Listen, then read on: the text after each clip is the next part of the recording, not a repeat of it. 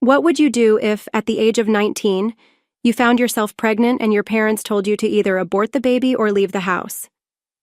This is my story. When I chose to keep the baby, my parents kicked me out. I tried to explain that aborting the baby would get us into big trouble, but my father wouldn't listen. 10 years later, I decided to return and finally share the truth with them. When I did, they were left in complete shock. Let's dive into this emotional journey. Growing up, our house felt more like a military camp than a home. My father, a college teacher, ran everything with strict rules and high expectations. My older sister, Rose, was the perfect child obedient, always focused on school and constantly striving to make everyone happy. I was the complete opposite, always pushing boundaries and testing limits. "Lily, sit up straight," my father would snap during dinner. "A lady doesn't slouch." I'd roll my eyes, sit up as he demanded, and then slouch again the moment his attention shifted. It was a never-ending power struggle. My mother didn't speak much, but her silence spoke volumes. She had her own way of enforcing the rules with disapproving glances at my clothes or the friends I chose. "What will the neighbors think?" she'd always ask. Even though home felt stifling, I found small ways to carve out my own space. At 17, I started dating Petunia, a 20-year-old college student, everything my parents would disapprove of.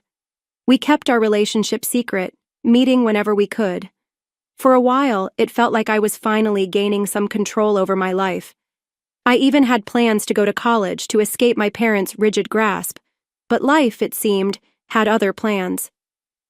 A few months after my 19th birthday, I began feeling sick every morning. At first, I brushed it off as stress from studying for my upcoming exams, but soon the symptoms became impossible to ignore. I still remember standing in the small, dingy gas station bathroom, holding a plastic pregnancy test in my trembling hands. One pink line appeared. Positive. I was pregnant. The next few days were a blur. I couldn't stop thinking about what to do. I knew I had to tell Petunia, but every time I tried to call him, fear kept choking me, and I'd hang up. Finally, I couldn't avoid it any longer. We met at our usual spot, a small park tucked away from the world's eyes. Petunia smiled when he saw me, but his smile quickly vanished when he noticed my expression. "Lily, what's wrong?" he asked, reaching for my hand.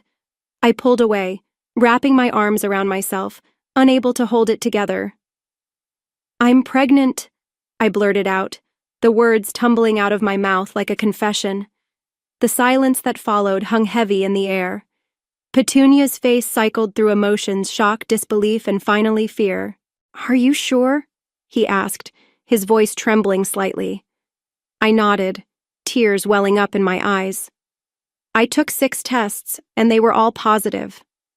Petunia ran his hands through his hair, his eyes turning cold, distant. "You need to get rid of it," he said, his words flat, almost casual. "An abortion, Lily, it's the only option. We're too young for this. It'll ruin our lives." I couldn't believe what I was hearing. This was Petunia, the boy I thought I loved, telling me to get rid of our baby as if it were a mere inconvenience. "Get out of my sight," I hissed, the words sharp with anger. I turned my back on him and walked away, leaving him standing there. He didn't follow me, and I didn't care. I was left alone with the weight of the decision I now had to make. Telling my parents was even harder. I waited until after dinner, when my father was in his usual spot in the living room, buried behind his newspaper. My mother was knitting, as always, and Rose stood in the background, a silent observer of my turmoil. "I have something to tell you," I said, my voice shaking. My father lowered the newspaper and looked at me suspiciously. "What is it, Lily?" I took a deep breath. "I'm pregnant." The reaction was worse than I could have imagined. My father's face turned red as he started yelling about shame and disappointment. My mother burst into tears, crying about what the neighbors would think. Rose just stood there, shocked and disgusted. "You'll get an abortion," my father said, once he had calmed down enough to speak clearly. "We'll find a discreet clinic. No one has to know about this mistake." At first, I didn't want to listen, but the pressure from my family was too much. A few days later, I found myself sitting in a doctor's office. My mother and Rose sat beside me like guards.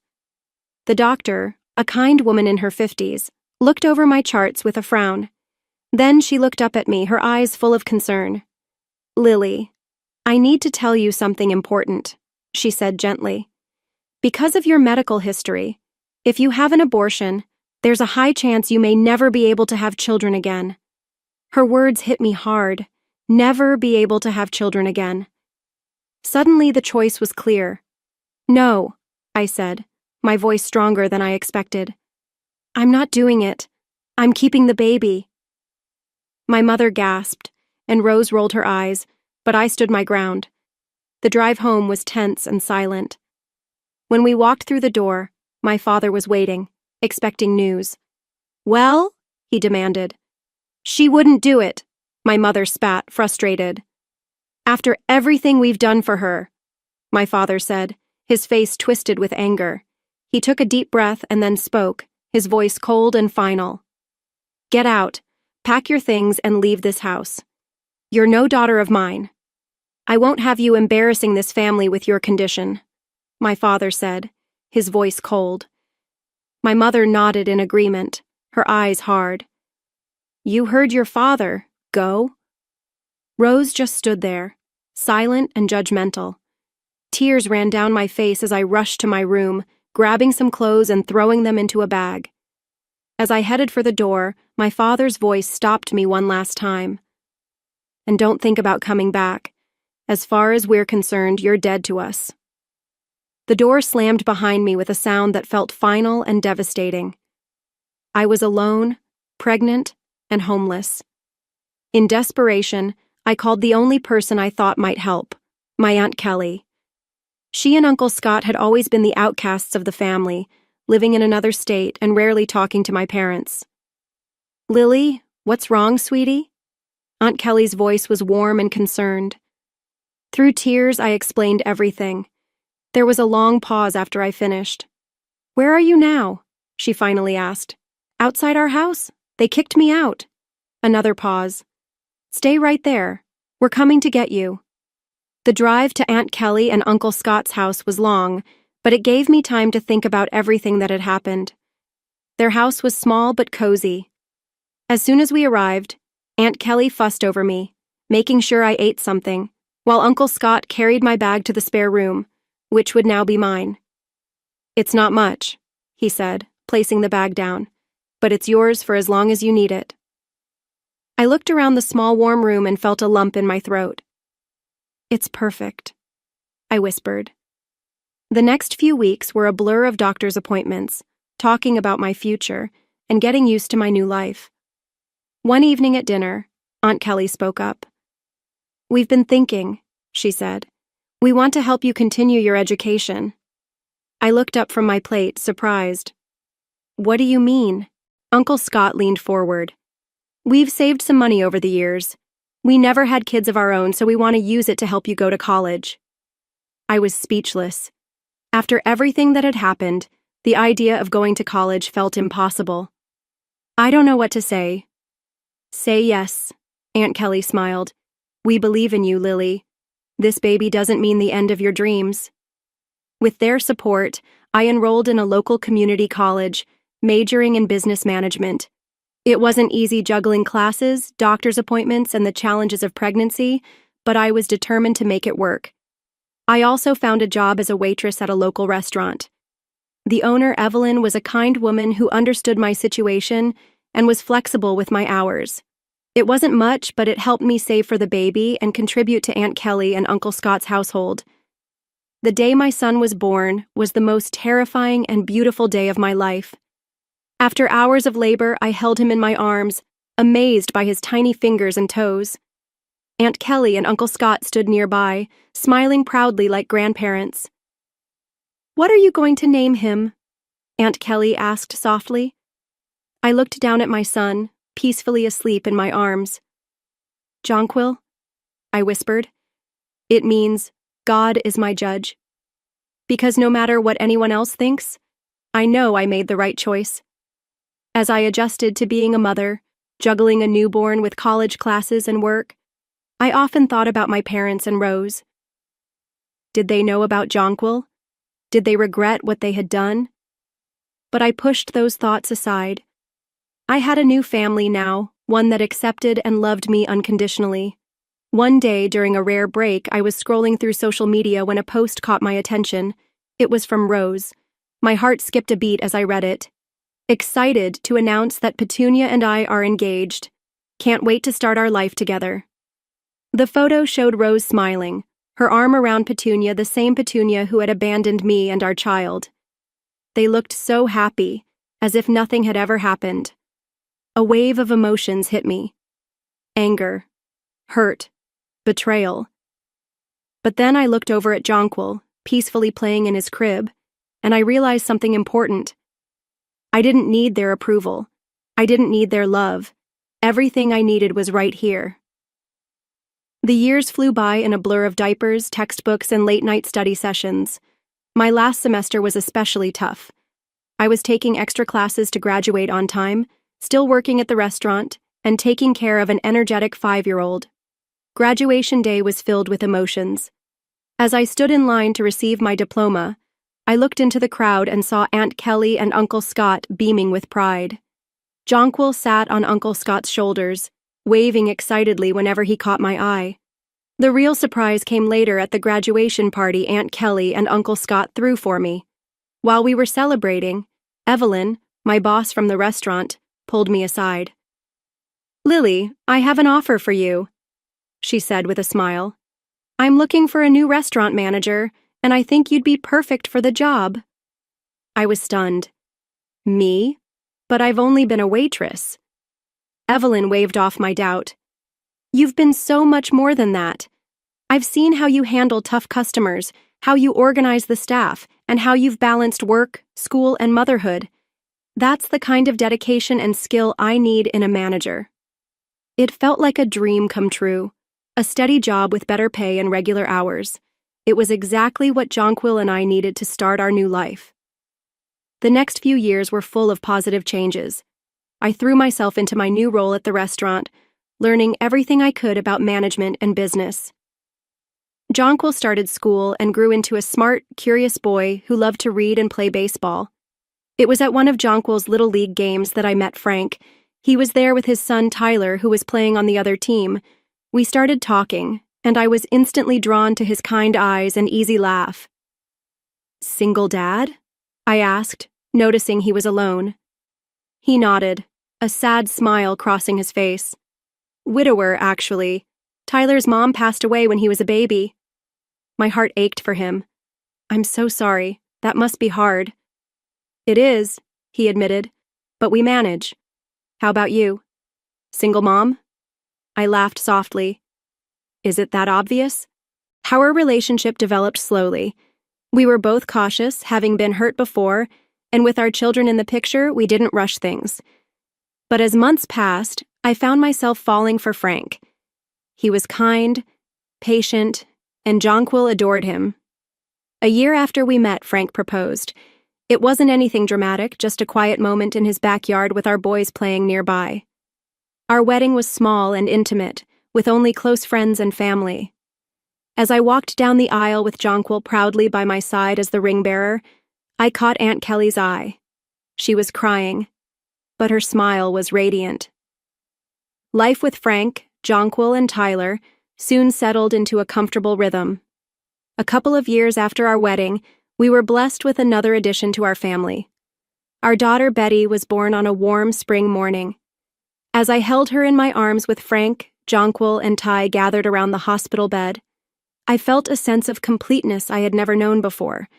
I loved all 3 of my children equally, Jonquil and Betty, my biological children, and Tyler, my stepson. Blood didn't matter. They were all my kids.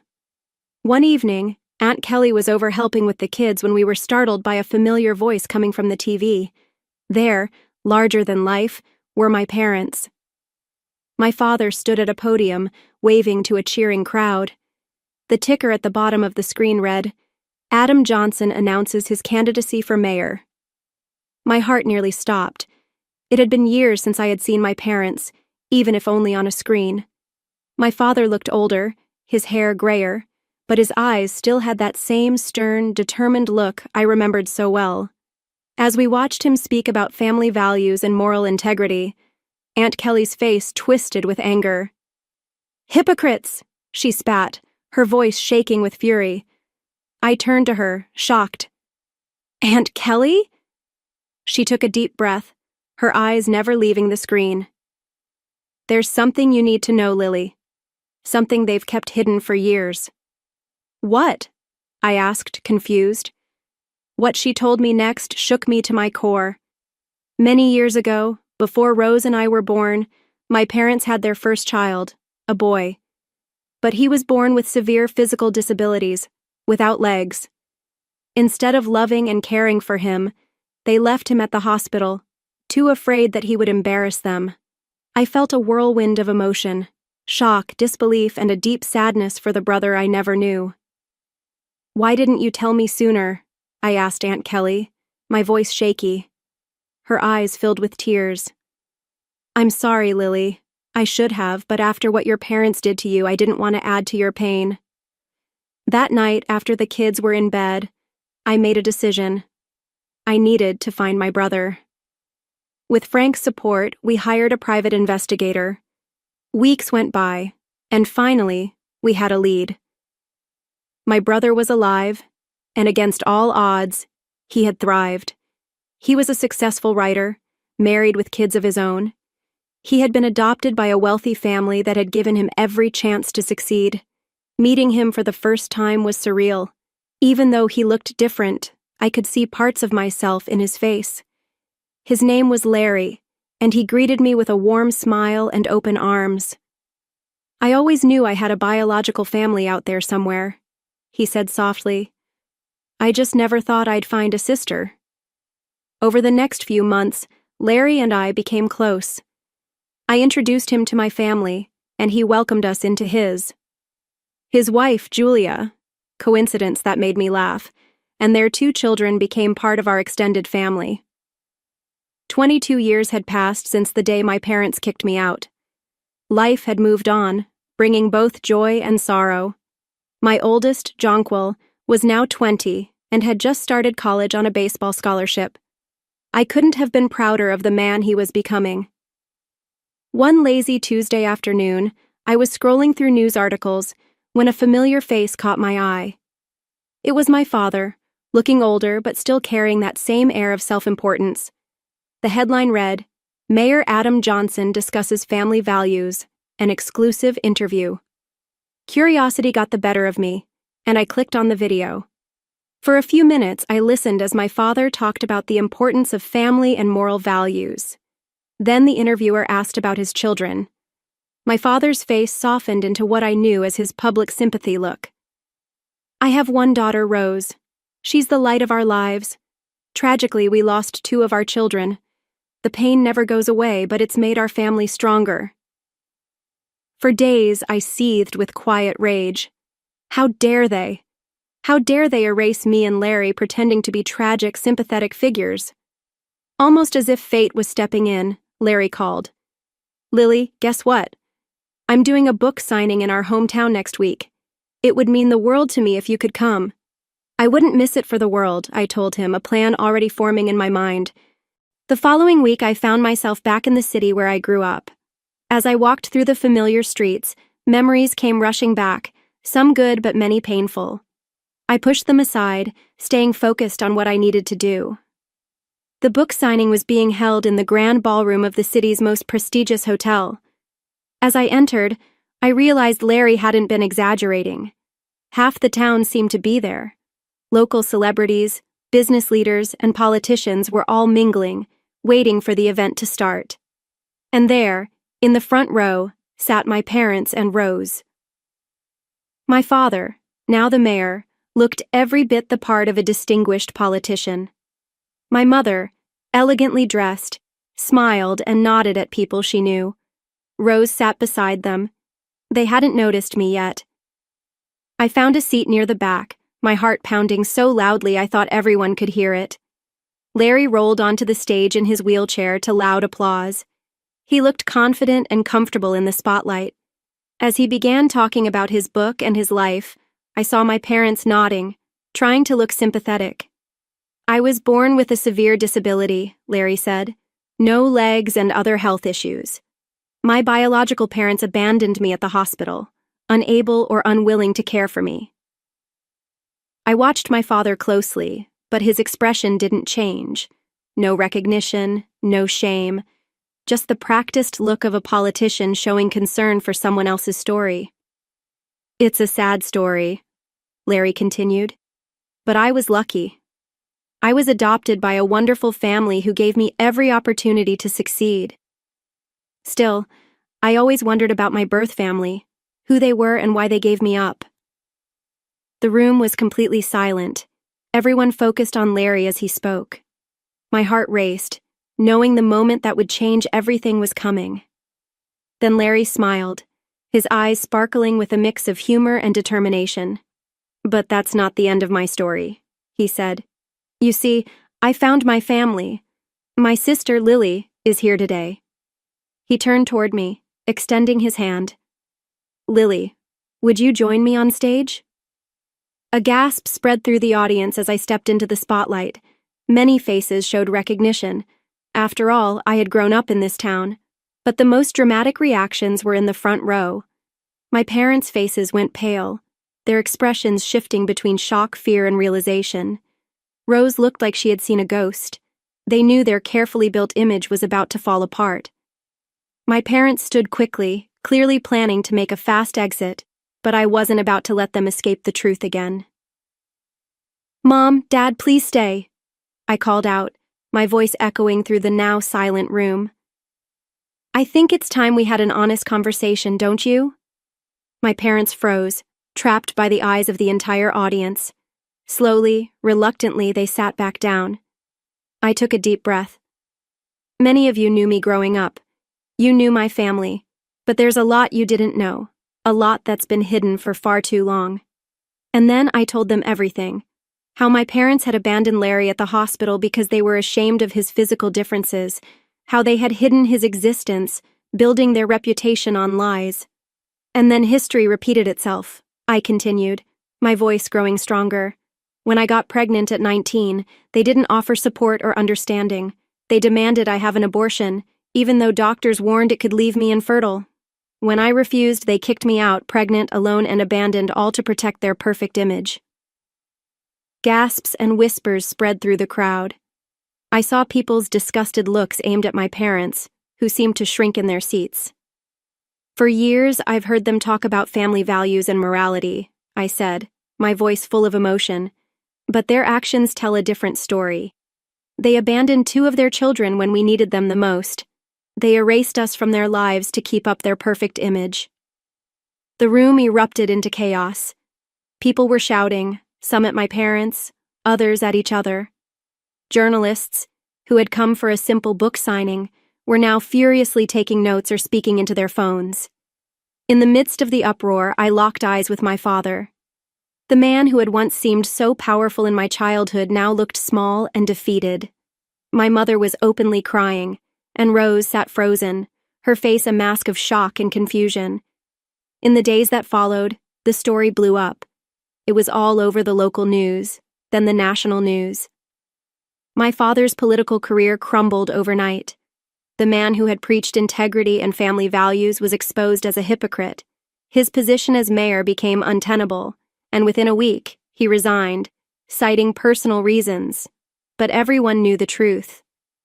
The college where he had taught quickly distanced itself, firing him. Amidst all the chaos, one thing became clear. My sister Rose made her choice. She stood firmly by our parents, refusing to face the truth. During a brief phone call, she hissed, "You've ruined everything. Don't contact me again. You're dead to me, just like you're dead to Mom and Dad." But life has a way of surprising you when you least expect it. A few days later, I got a call from a number I hadn't seen in over 22 years. It was Petunia, Rose's husband and the father of my eldest son. Lily, he said, his voice hesitant and almost shy. I've been thinking about us, about what happened. Rose and I, we can't have children, and I thought, well, we have a son together. Maybe we could be a family.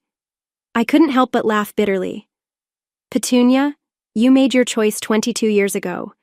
You left me when I was pregnant with your child. You married my sister, and now, just because you can't have children with her, you think you can come back to me? No, that's not how it works. But Lily? He tried again. No, Petunia. I cut him off firmly. I have a wonderful husband and a beautiful family. I don't need you, and I certainly don't want you. Goodbye. I hung up, feeling a sense of closure I hadn't known I needed, but the surprises didn't stop there. The next day, I got another unexpected call, this time from Petunia's parents. Lily? A tentative voice asked. This is Lauren, Petunia's mother. We just found out about Jonquil. Is it true? Do we have a grandson? The conversation that followed was emotional and eye-opening. Petunia and my parents had told them I'd had an abortion and run away. They'd spent years believing their grandchild had never existed. We'd like to meet him, Lauren said, her voice trembling. If that's okay with you, of course. We understand if you don't want us in your lives. I paused for a moment. Petunia's parents weren't responsible for what he had done, nor for the lies my own parents had spread. They had been deceived too. Okay, I said finally. I'll talk to Jonquil and see if he's open to meeting you. The meeting between Jonquil and his grandparents went surprisingly well. There were tears, hugs, and lots of catching up. Jonquil, always kind-hearted, welcomed them with open arms. In the months that followed, life settled into a new normal. Larry and his family became a regular part of our lives, filling our home with laughter and love. Aunt Kelly and Uncle Scott doted on all the grandchildren, biological or not. As for my parents and Rose, I only heard bits and pieces about them. They had moved away, trying to escape the scandal. Part of me felt sorry for them, but I knew deep down that I had done the right thing by telling the truth. As Lily decided to face the truth and share her story with the world, everything began to change.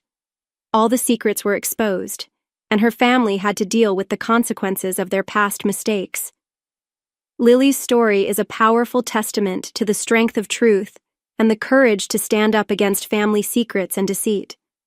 After years of being rejected and made to feel less than, Lily finally found her voice, not just for herself, but for her child. Choosing to speak out and expose her parents' wrongdoings, though painful, was the right thing to do to help Lily reclaim her freedom and peace of mind. The lesson from this story is that sometimes facing the truth and confronting the past is necessary for us to move forward. Even though family may not understand or support us, standing up for ourselves and for those we love is what matters most. Only by confronting the truth can we build a life of true freedom and happiness. What do you think about Lily's decision? If you were her, what would you have done in this situation? Share your thoughts in the comments below, and don't forget to like and subscribe to keep following these inspiring stories.